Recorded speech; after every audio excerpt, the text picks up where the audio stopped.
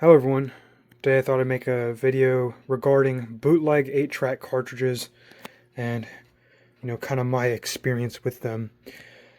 These two just came in the mail and they are going to replace these, which are both, I believe, bootlegs. I know that this is a bootleg for sure, and I'm pretty sure that that's a bootleg because that does not appear to be David Ruffin. For those who don't know, that's what he looks like. So both of these are presumed to be bootlegs. Again, that one's very, very clearly a bootleg. The albums in question: Herb Alpert and the Tijuana Brass, Greatest Hits. Obviously, that's the real one. And David Ruffin, In My Stride. Again, this is the legitimate copy. Now, this one's actually never been played, despite the fact that this one needs to be serviced, and this one, in fact, has been serviced. This one sounds already a whole lot better. Some key notes about this one is that not only does the sound, the audio sound all kind of blown out on this one, the left and right channels are actually swapped. So I'll do a little demo here. I know it's going to be coming through my speakers. If there's not that much of a difference, I'll do a direct hookup, but I don't think that's going to be necessary. So here is the knockoff bootleg, whatever you prefer to call it.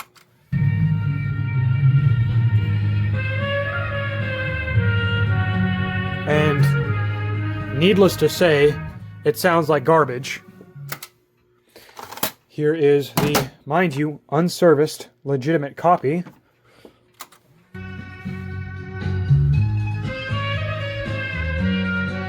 It sounds so much clearer, and the channels are not swapped. So I am in fact going to service this one and this one. Actually, why don't we do a little unboxing here and see exactly how this one is looking. Let's see, pull out this cap. Yep, we are going to need some new foam. I'm not going to try and play this one because it's going to make a mess of my machine there, so I'll service them first. And it's a good thing I opened up this David Ruffin one before putting it directly in, because we've got a bit of a mess in here. This can happen with tapes that never get played as they get kind of jostled around. Alright, that really wasn't too bad. In fact, actually it was more of a pain to mess with the stupid sponge. These work. These ones that I got, but I'm going to have to get a different brand next time because these are really too wide. I have to cut out the middles, otherwise they get all wrinkled whenever the top part of the cartridge squishes them down. Anyway, going to pop this back together, then we're on to this one. Alright, clean these two up. What I find particularly interesting is that these two have the same track list, same track layout, I should say. It is the same on both. However, these two are different. My theory as for this is that someone had the same cartridge and they just duped it off of a cartridge. I don't know. I don't know how industrialized these bootlegs were. Anyway, here I'll give you a snippet of this. See if we can hear the... Oh, well, that's not good. Off to well, we're already not off to a good start there. Let's rectify that.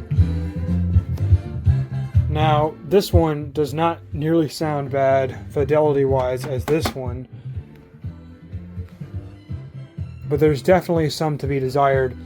It's especially noticeable whenever they did the program changes on this. It kind of cuts halfway through songs, and it doesn't like properly fade out like you would expect. This one just sounds a little muffled. So let's try this one.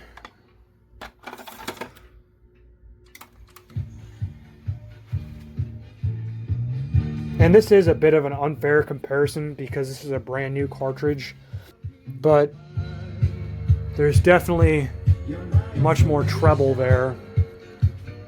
And again, as stated, this isn't entirely a fair test between these two carts. But these two are pretty used. I would say just about the same amount. Maybe this one's slightly less, but still. I might go ahead and do a direct input from all of these.